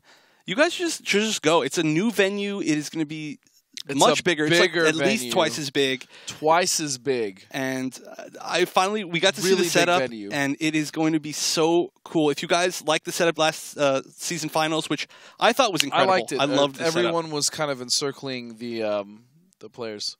Josh, tell me more about the finals. We're playing. We have bleachers, folks. That's how big this is going to be. Bleachers. We have bleachers. We got bleachers. We got food. We got T-shirts. We got swag. People also got those really awesome LexCore chargers last time as well. So we got plenty more surprises, but we want to save the surprises for the crowd. Only thing you have to do is buy your tickets. I also want to talk to you gentlemen about the variety of character selections we've seen this Pro League. Throughout any fighting game's history, you'll see, after about the first year, some changes, some understanding of the meta, and also some new surprises. One of the biggest surprises was a Foxy Grandpa's performance with Piercing Melina, which has now become one of my favorite characters to play. But in your opinion, gentlemen, are we going to continue to see a large variety of characters being played at the finals, or are we going to see less and variety and more of just character-specific as we've seen previously in Season 1 and Season 2? Well, first of all, I mean, the boom in characters that we've seen is definitely because of PS4 and the netcode. I mean, a lot more players are able to join. They're able to try new things. The netcode is incredibly good now, so they're able to actually take those characters online, get to feel comfortable with them, and then finally see if that's going to be the new character for them or Pocket or whatever. On top of that, we have seen a lot of meta changes. We've seen Kombat Pack 2 come out, and I'm really excited to see if, well, okay, a lot of these players, they played a good character for a very long time, and now, within this season, they've switched. We've seen Foxy switch from Lao to Melina. We've seen Sonic Fox switch from his Sonic 6 Fox, characters yeah, to his new 6 just like characters. But I would love to see if we're going to see any of the players go back to their old characters, because that's always a Pocket option. And that's another thing, is we don't know exactly what character Sonic Fox or Scar. I mean, we know Foxy's going to be playing Piercing Melina. That's a given. But Scar, Sonic Fox, some other players that are coming, they have like a secret, top secret character that they still haven't yet revealed to us of who they're going to be playing. I mean, Tyrant, right, Hitbox Tyrant, Yomi's Hitbox Tyrant, he was a diehard Jax player, and I actually saw him, unfortunately, shoutouts to Tyrant, he's a very strong player, but I saw him using Leatherface. Yeah, he at has Combo Breaker. He is now instead of maining Jax. Leatherface. Yeah, which is like, I never would have thought that he would have gotten off of Jax. I know, me neither. So it's the meta change, it's all of that stuff. It's also, some people just like other characters more now for whatever reason. Like I said, Tyrant is a perfect example. Used to play nothing but Jax, switching over. Yeah, and those were some good matches from Combo Breaker. He did unfortunately get eliminated in a run back from Destroyer, who was top 8 in the close SL though, last man. week. Those were really close matches. I feel for him. All right, so we're going into this run back here. Blackstorm playing Ravenous Melina again, and it looks like Chiquelo Young is playing Bone Shaper again. So just exactly what we had, the rematch of just round 1 and winners. Yo, did you see his killer though? His cancels? Oh yeah, we're so sick. He plays killer like a run cancel character. It's so. That's why I liked watching him play. I was like, this man is crazy. But yeah, shout out to him. Unfortunately, won't be seeing him at the finals. Yeah, he doesn't even live here anymore. No, that's what. I mean, at least if he was here, we'd get to see him. But all right, now this should be the kill here. So it looks like Blackstorm, nice, putting him back in the corner. Blackstorm taking a strong first round. Delicious. Now, we just got to see what adaptations Chiquelo has made, because he was losing pretty bad, honestly, in his first set. Yeah. Chiquelo doing just fine right here, though. I mean, he did lose the first round, like you said, but I like that he uses the ground shaker, the down back one, more than most Chinooks I've seen, because I personally love that move. That's true. It is unblockable, and he has so many different space control tools that a lot of the time you're just not ready for it. The one thing that I still think all Bone Shapers need to use more is the fact that OTGs, which means that you can get it guaranteed off the ground from a lot of hard knockdowns. It doesn't scale at all. It's not part of the combo. It's just 100% guaranteed. You're 100% guaranteed. 100% guaranteed. For the finals. Oh, that was good, but I was trying to insult you there. Why? I know. I didn't say anything, man. No, I didn't say nothing. You're a bad friend. Just kidding. All right. Oh, catches it, but no conversion. Oh, and a great down one anti-air again. Blackstorm is probably the most consistent anti-air we've seen today. Absolutely. Those down ones and rolls sometimes. He's really great at knowing at what range to do what anti-air, and he's getting a lot of damage off of it too. Now, that's something that Chiquelo needs to stop doing, is jumping. I like that name. I'm starting to understand.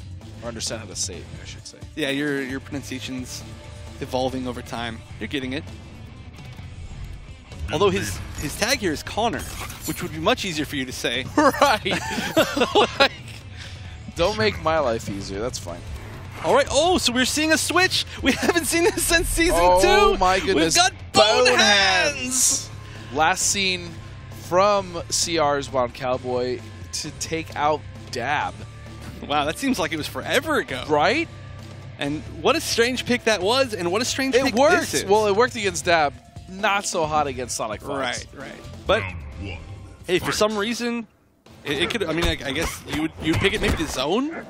I mean, he can try to win the zoning game a little bit more. He can challenge her zoning with the flicks, but he is going to lose. I mean, he loses the low string, so he cannot hit confirm his low anymore.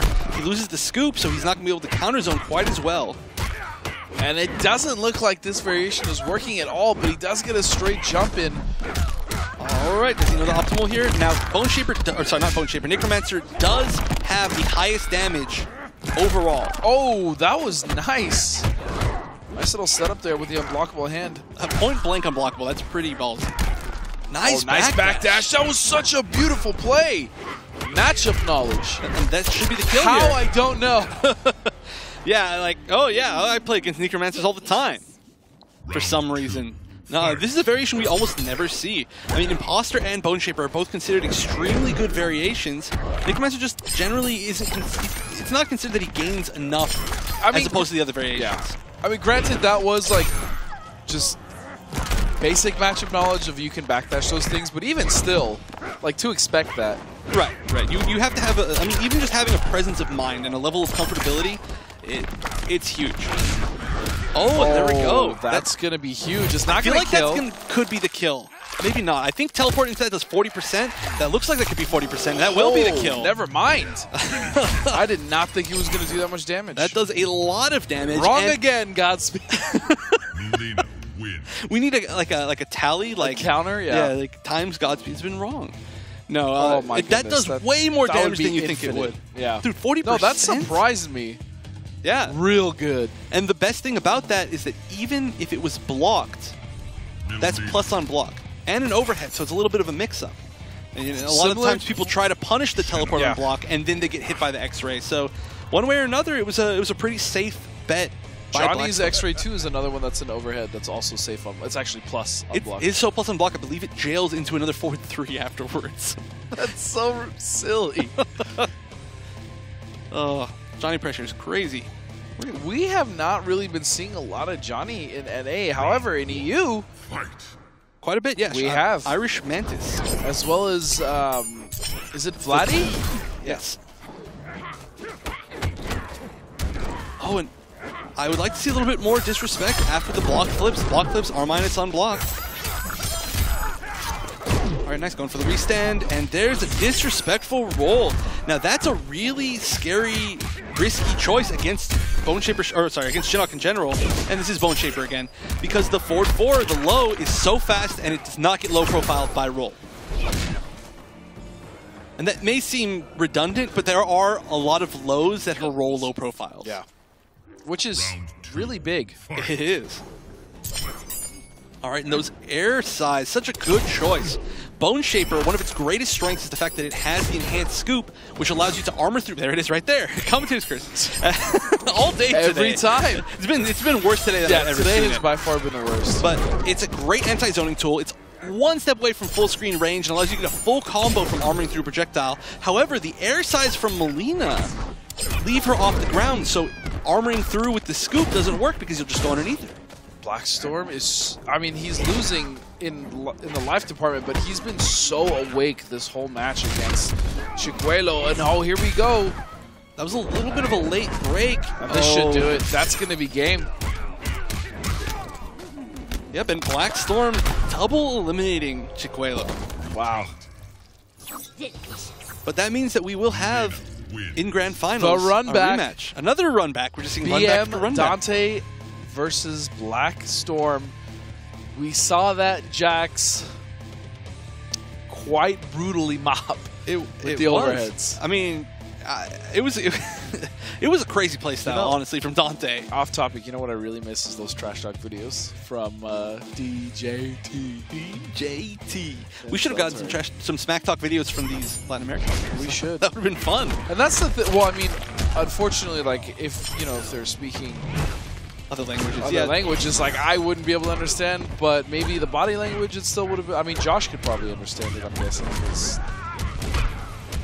Actually, a huge shout out to a few of my players from my local. We actually had 2 players, Ervdal and Jesse, commentate in Spanish for almost the entire time. Nice. And it was That's awesome. Amazing. I have to say, Spanish commentary is absolutely incredible. They were so funny and they had great synergies. Shout out to them. Honestly, when I watch, some other games sometimes, like, I enjoy watching the other channels. They're broadcasting different languages. I think it's really interesting. And sometimes I can't, like you said, I can't understand what they're saying, but just the way they're saying it, it's hilarious. I hope they can be really funny. I hope the people that don't speak English watch us, and I think the same thing. They're like, oh, they're so seriously doubt it. Like, what are those guys doing? I really doubt it, but I mean, hey, we can dream, right? No, we're not allowed to. We're under contract. We can't dream. Josh, you can speak another language. You can speak Spanish, can't you? I can. I can. And it's been fantastic to work with the ESL Brazil and ESL Latin American teams to put together these regions for the Challenger Cup. And we do have simulcasts right now in Spanish and Portuguese. So shout out to those production crews all over the world, baby. That's what esports and ESL is all about. But happening in the world right now is Combo Breaker in Chicago. Quick update of who's made it into the top 16 so far. We got Foxy Grandpa versus Katana Prime is going to be happening. Plus Big D, Perfect Legend, and Slayer, some of the big names that you know from the Pro League, have made it into the top 16. Also Biohazard and Red Raptor will be playing a little bit later today. Following that, we have the lower bracket for Combo Breaker. We have Forever King and Sonic Fox that are down the lower bracket. Also, some other names in the grassroots scene have been making it out in the Combo Breaker, so best of luck to all of those players. And also a huge thank you to WB Games and NetherRealm, who provided a $10,000 pop bonus for Mortal Kombat X. Combo Breaker's been a fantastic event every year, and it's great to see Rick, the Hadou, put so much great effort into making this event truly one for the record books, and for us to allow one of the players, the champion of Combo Breaker, to get a seed into the ESL Pro League Finals. A huge shout out to all the grassroots events that have continued to push Mortal Kombat, and we're looking forward to the future working with them as well. We're going to take a quick break. When we come back, folks, it's the finals, and no matter what language you speak, it's going to be an ass-kicking good time. We'll see you then.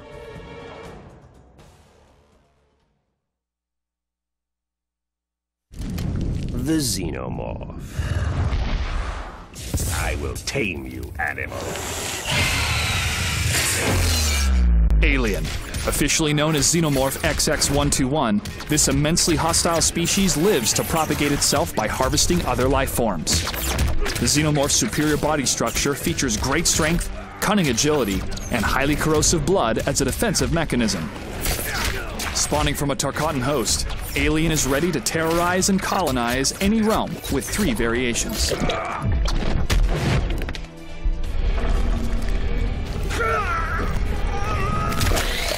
In the Tarkatan variation, Alien brandishes arm blades, increasing normal attack range to slice and dice its enemies. Tarkatan Rush, back forward Y, is a high-pressure special attack, allowing Alien to mix up and extend combos. Keep your foe guessing with vicious tail attacks, and end your combos with Chop Chop or Xeno Strike.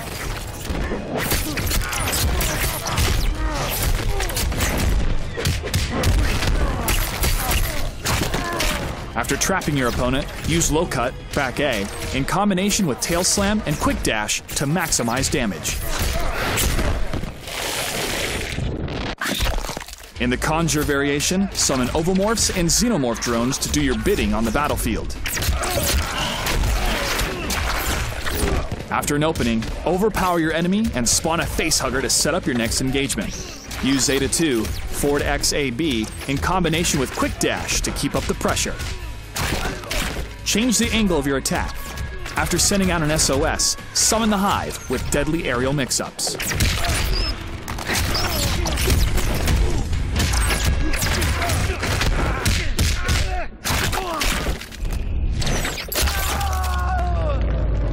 Corrode your opponent's defenses with the acidic variation. Exosting, down back Y, spews acid that damages over time. When used on a grounded opponent, it allows Alien to continue with an onslaught of mix-ups. After a combo, use Acidic Blood, down back B. This short-range special attack causes Alien to hurl acid on the enemy, re-standing them out of a juggle.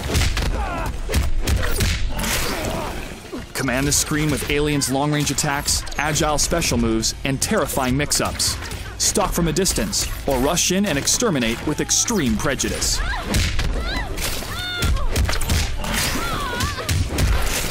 Make the enemy declare, "Game over, man!" with an X-ray finisher.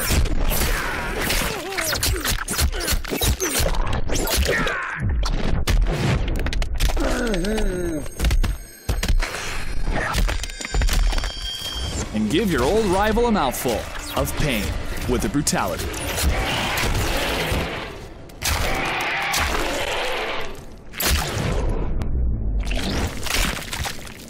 Brutality. Alien wins. Evolve with the horrifically perfect organism, Alien.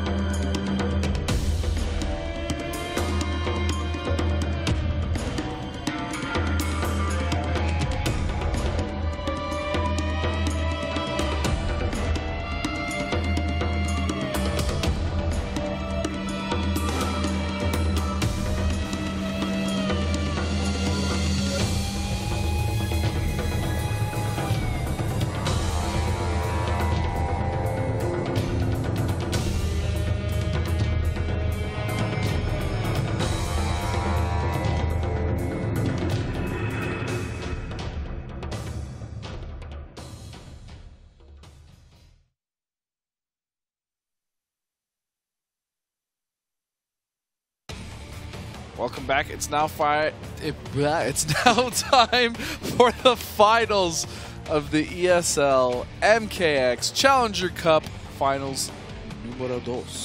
Number 2 for May. Now, these Challenger Cups are every month, and there will be a broadcast at least for a few more times. I know, I'm not 100% sure on the numbers here. Sorry about that. Yes, but we are continuing. We are definitely continuing with the Challenger Cups, even though the Pro League has ended for this season. So continue signing up for those. Yep. And then when we come back for season 4, 5, and 6. And then 12. Possibly 7. I'm not sure about 7, but I know 4, 5, and 6 are 100% confirmed. Do not believe a word I just said. Don't believe anything he ever says, actually. Yes. That's a rule of thumb that we have here at ESL. Never believe a word that Dustin Kane says. Yet I'm still here. Got him. Somehow. It's a good question how. I don't know how either. It's, I don't know, too hard to get rid of you. Well, you're resilient. We tried to get rid of you 2 weeks ago in the Pro League. Yeah, it was really close, but I'm telling you, man, you're tough. But anyway, we are in grand finals for this final. Like a cockroach, yes. I'm not wearing hockey pants. I'm sorry. Dude, I don't know what's wrong with you. Yes, the finals. It is going to be BM Dante versus none other than the ravenous Molina. Blackstorm BR, and this was a pretty close match when they did play in winners finals, although Dante did take it 3-0. It was close as far as the gameplay went. That's true. And then Dante came out swinging with them overheads. Yeah, it was basically just the damage was the reason why Blackstorm was not able to close out any of the matches. I mean, Jax's damage is great. Would you say those combos were optimal? No, but they were pretty good. Kidding. I know. They actually weren't either. Like I'm gonna be real here. Right, but they were not bad. Of course, you know, there is the rule that you should not do combos that you're not consistent with, because dropping just one is a loss of so much more damage than doing just a little bit less. And that's okay. Right. But you know, you should always try for the best combos, for the hardest combos. I mean, to get them consistent. Just in general, when you see a professional at anything in life, nobody is ever like, well, I'm more consistent with this. No, they always go for the best, and I think that's just a great mindset just to take in general. I mean, when you're trying to be a top player for this game. That's why top players are top players, yeah. Yeah. I mean, just go for the absolute optimal and just practice it until you're consistent. Don't say, I'm not going to practice this because I'm not consistent. Practice the hardest until you are consistent. That is when a switch. You're right. Oh, yeah. Yep. So we are going to have Farmer Jax about to... Hey, I was right. He did play D'Vorah. I said this before at the start of the stream. You're right. He's about to clean his fields of these bugs, if you know what I'm saying. Oh, there we go. There's a pun. A little bit of pesticide. I usually leave that up to you, but I saw the opportunity. You're still doing a job. Oh, starting with a forward 3. I like it. Yep, and forward 3 does go over a lot of low attacks, which we did just see right there. It went over the D'Vorah down 4. There we go. Some nice combos. Ending in that overhead dash punch that so many Jaxes like to do. Now, we've talked about this quite a few times. It's a really interesting choice for that because he does have quite a few hard knockdowns. Right. Well, again, a lot of people, including I've seen Tyrant do it, I've seen Jupiter do it. The reason they like to end in the overhead dash punch is for the Oki setup that they get afterwards. I personally prefer the hard knockdown off of, I mean, in wrestler variation specifically, I prefer it with the command grab simply because of the damage it does, and again, the hard knockdown. However, we did see how effective it was when Jupiter used it against Dragon, and he stuffed pretty much every wake-up attempt that Dragon tried to do. That is true, and the thing is, almost every single one of his combo enders is a long knockdown, so you can get that setup off of pretty much anything that he does. Yeah, you don't have to end in the overhead dash punch, because you actually lose a little bit of damage by not being able to end in 1, 2, 4. Oh, nice wake up. That could have been death if it was blocked. Yeah. Considering Jax's damage, but it was a good read. That wake up did get buffed a little bit as far as speed goes within the last patch. All right, taking D'Vorah all the way to the corner here, ending in that overhead dash punch setup again. Yep. Oh, and no punish on the overhead. They did nerf that overhead. It used to be pretty much safe on block. Now it's a little bit less safe. You should at least be able to pressure after dash punch after dash punch. I'm mesmerized. And that's going to be the kill. Yeah, the overheads have just been working so much in all of the matches today. I mean, we saw Faster hitting Chiquelo with so many of the back 2-1s, and we've seen so many overhead dash punches hit in this match. What's funny is most of those dash punches, the overhead dash punches, haven't been checked or blocked. However, every back 2 that he's thrown as Jax has been blocked 100%. You're right. He hasn't landed a single back 2. Literally every single one. It's that's really weird, and it's a great thing to point out. I haven't even noticed that. Hey man, I sees it, I says it. You know what I'm saying? Well, it's 'cause you love that back 2. That's a great normal. It's a really good normal. It is a little slower. I mean, his dash punch comes out really fast, but. Well, one of the best things about back 2 is back 2 has a little built-in option select in it, you could say. It does. Where you can only cancel the move into a special move if it's on hits. That is so correct. if you do back 2 and then you do the motion for the dash punch, the overhead dash punch, and if it's blocked, nothing comes out at all. If it hits, then you get the combo. It's a very nice little option select right there. Every time, man. And that was the empty jump setup again that he loves doing. Empty jump into overhead dash punch. Oh, gets over the bug. Nice blocks. Oh, his little legs were just barely too short to catch him with that 2-3 string.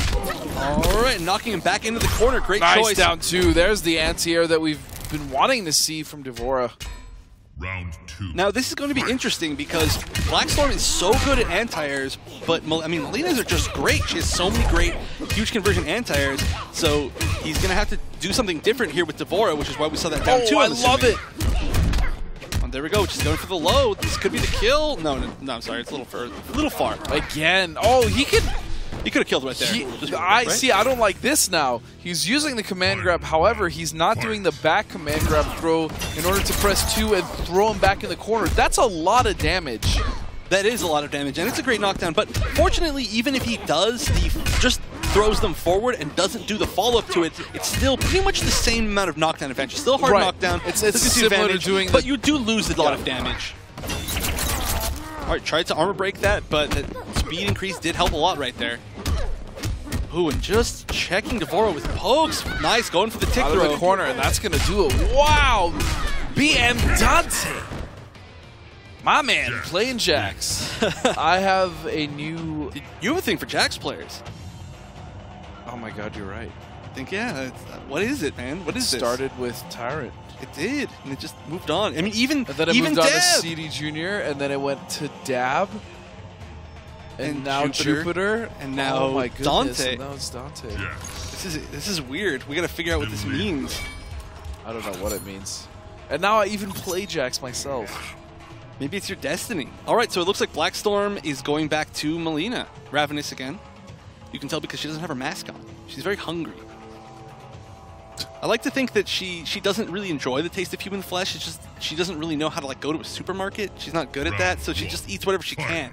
She's just hungry, man. Somebody just needs to feed her. I'm not commentating on this. Just like bring her a salad or something. It'll like sate her so she doesn't have to eat raw people. You know, give her a good meal, man. I'm not playing this game right now. All right, so it's a good start by Blackstorm.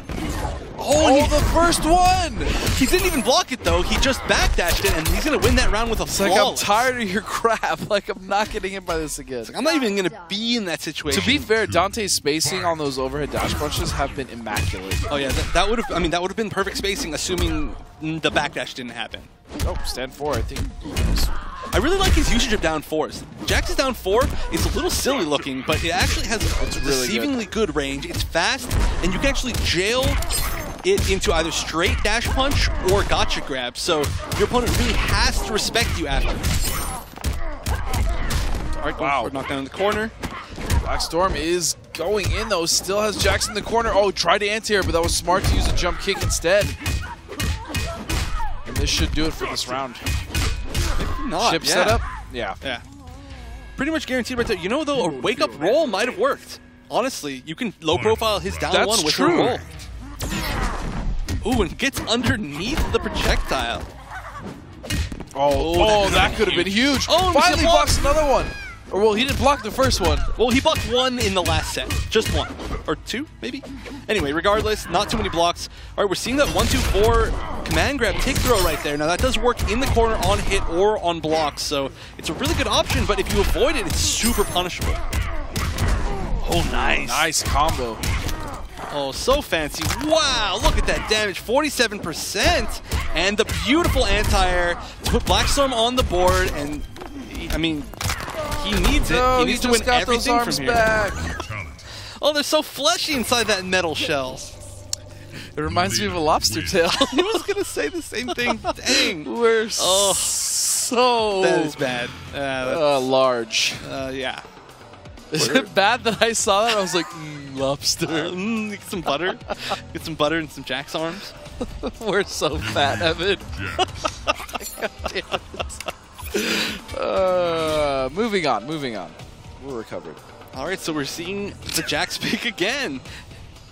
Oh, man, I hate you. I hate us. I hate us. No wonder people don't like us. I agree with every one of them. You're probably one of those people on Twitter that trolls me. You just got all your hiding. I actually just don't even talk to you at all on Twitter. That's true. All right, so we don't exist. We're still in this potential last game for Dante. He's going back in with Wrestler, trying to hit some more of those overhead dash punches. Oh, wow, neutral ducks the throw. I'm not sure if that was intentional or not, but saved clean, though. If he'd been thrown back in that corner, that would have been a really bad position. Still a pretty bad position, but at least it's still not the best. Oh, could have got a full conversion off that if he didn't do the full string of 4-2-1-2. Oh, that was a very ballsy decision there from Dante. And I love how Blackstorm ends his combos in 2-1 up 4. It's a hard knockdown and it does quite a bit of damage. So it's just a knockdown you don't really see too much. But putting himself in the corner just to get that hit confirmed. Nice roll, though. Beautiful anti-air. Oh, no. Choosing to not break. Oh, that was risky. That went right over his head. Maybe a 4-3 would have punished right there from Jax. Oh, X-ray almost. Oh, he's going to use the side. Oh, no. Oh, he tried. He tried to armor in between the gap, but unfortunately that dash punch does so much damage. Oh, and that was... You talked about that earlier. Yeah, see, he didn't get caught by it and actually put himself in the corner. For some reason, though, Blackstorm putting Jax out of the corner. Not a good choice there. So I think that projectile is actually like +7 on block. Yeah, I was hearing a lot of that too. We did say that number last week. It's like +4. I thought it was like maybe +4, but it's actually +7. Well, the thing about any projectile, as far as frame data goes, is that the further away you are from them, the less minus or more plus that it is, because it takes time for it to travel. So by the time it hits them, you're actually recovering I could have actually been right, technically, at some range. Yeah, and what you cancel it off of is very different because different strings have different pushbacks. So I'm sure it's not actually a consistent number. It might not vary too much, but it's going to change. And of course, we see another overhead dash punch hit. This is match point for BM Dante. If he wins this, he is going to be the That's another decision champion that Dante's doing that I'm curious about. When he's doing the 4-2-1-2 into the corner, he doesn't end it with down 2-4 in order to jump at the corner. Instead, he has to run himself at the corner to catch up to Blackstorm. Yeah, I'm not sure exactly. Do you know what I'm saying? Or yeah, vaguely. Oh, and the throw! Wow, that was actually really close right there at the end. So this is going to be 2-2. Now, in a double elimination bracket, the person who's in losers has to first win a set to knock the person in winners down into losers, put them on their level, and then they have to win again. Yep. So if Dante wins this next match, he wins the tournament. If Blackstorm wins this next match, then he's going to reset the bracket, and they're going to play another 3 out of 5. He's not playing Alien at all. Well, you know, he won with Jax, and it just seems like he likes this matchup more, but I am surprised. If we do see a reset, I would like to see Alien, because his Alien looked really good. Yeah. This final game will be on Emperor's Courtyard, it looks like. How fitting. Round 1. Training room. I was wrong. I can't see. Oh, it's the dock. The docks. The cove is the correct. Hey, of course. I had one job, and that was to say the correct level name. There it is. Ah! It's almost like they can. I know. Super commentator's curse today. All right, nice. Just going for the full damage right there. He could have done the last hit, but it looked like he was going to go for the mix-up anyway. All right, nice. That flip just pushes so far back that it is going to give a little bit of corner spacing there. So, I mean, just doing maybe 2 of those on block is going to put you to a space where Jax can't convert meterlessly against you. Oh, and that down 4 on wake up perfectly. I love the grab. Perfectly spaced right there to beat her. Oh, that's the first time we really see that interactable, but dash punch is so vicious.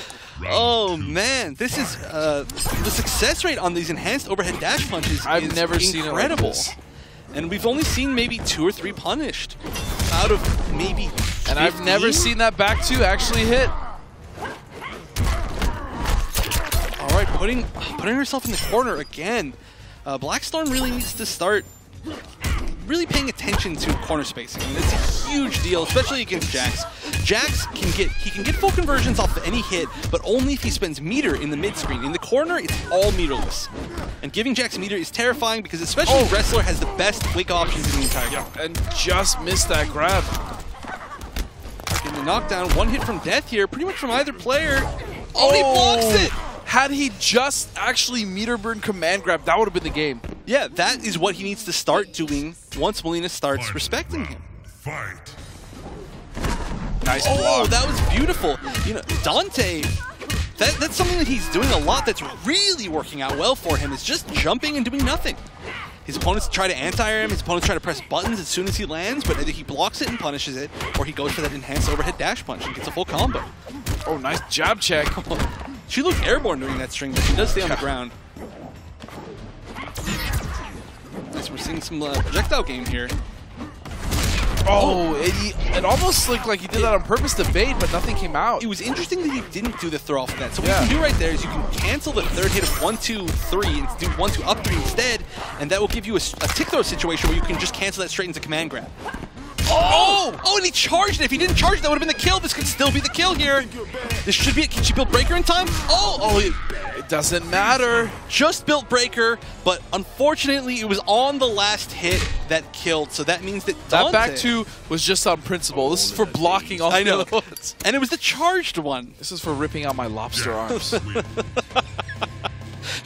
I'm sure she enjoyed that a lot. I mean, she's so hungry all the time, and she eats humans. She's like, oh, you know, get a nice Jax arm. But that means that Dante is going to be the champion this week. Yep. And that just shows how much stuff can change within 1 month. last month he went 0-2 actually within the bracket. I mean, it wasn't like he got destroyed. Just getting to these finals means so much. It means that you're within the top 4 points throughout the entire month. But he did go 0-2 last time, and this time a very dominating win. Actually, with characters that we didn't see him play too much last Played month. Alien and Jax. Dressler Jax. Yeah, and I mean, he had Alien in his pocket, which could have been a great pick if he had needed to pick him, but he just went with what he was comfortable. If he would have got reset, it would have happened, but that is not the case. He did it with Farmer Jax. Yep, he's going Jax all the way. Jax against Melina, a matchup that we really don't get to see too much in general. I mean, we don't see, since Saltface stopped playing in the Cups for some reason. Oh man, yes. Which I actually have no idea why that happened. We just haven't seen any Melina. He was doing so well at the beginning of the Pro League too. He was so well. He was easily our most consistent player within the first half of the Pro League. Then stopped playing. He could have qualified if he kept playing. I'm surprised. Yeah. Well, that's gonna do it. BM Dante is your champion, Josh. BM Dante's performance, Jax, that's what I'm talking about. Yeah, very well done. Felicidades and buena suerte en la próxima mes, BM Dante. That Tarkatan metabolism, though, coming from Melina, she was hungry. I'd still swipe white.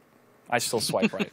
Oh, wow. The Challenger Cup will continue next month, folks. Even during the finals, the Challenger Cup will be happening, so make sure to sign up. Evan will tell you how to sign up a little bit later. But last plug for the finals, buy your tickets, mkx3.eventbrite.com. You don't want to miss it. If you can't make it in person, definitely tune in. Twitch.tv/NetherRealm all day long, 10 a.m. to 8 p.m. on June 11th. That's going to be a Saturday.